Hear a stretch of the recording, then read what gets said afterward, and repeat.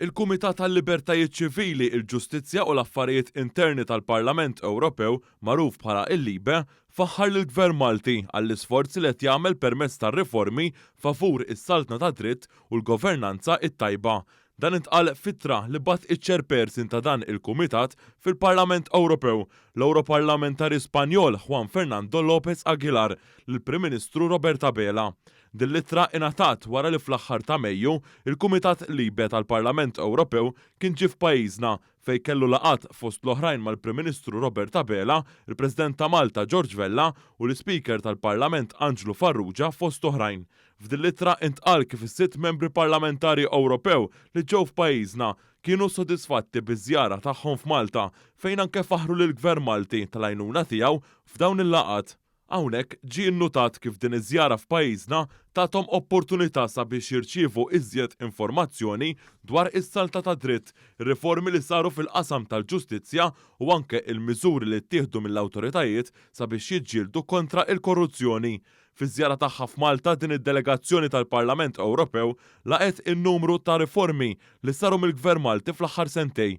Fost dawn ir-riformi hemm il-bidliet fil-ħatra tal-ġudikatura u l-mod kif jinħatar il-Prim Imħallef fejn tneħħa il-poter minn idejn il-Gvern.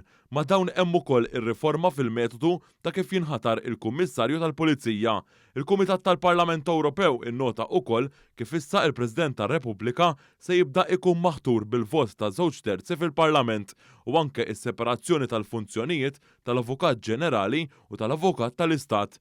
Fiż-żjara tagħhom f'pajjiżna il-Kumitat Libe rikonoxxew l-isforz tal-Gvern Malti favur is-salta ta' dritt filwaqt li nnutaw li għad hemm xi jsir sabiex din tkompli tissaħħaħ.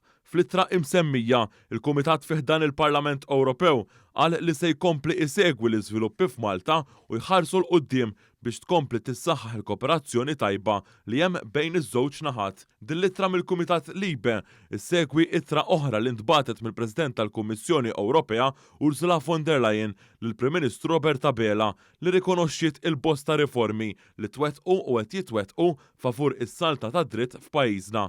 F'din l-ittra, il-President tal-Kummissjoni Ewropea Ursula von der Leyen rikonoxxiet kif ħafna mill-konklużjonijiet u rakkomandazzjonijiet tal-inkjesta pubblika dwar il-qtil ta' Daphne Caruana Galizia ġew jew qed jiġu indirizzati. Din l-ittra issegwi wkoll id-deċiżjoni li Malta tneħħiet mill-lista l-griża tal-FATF wara biss sena.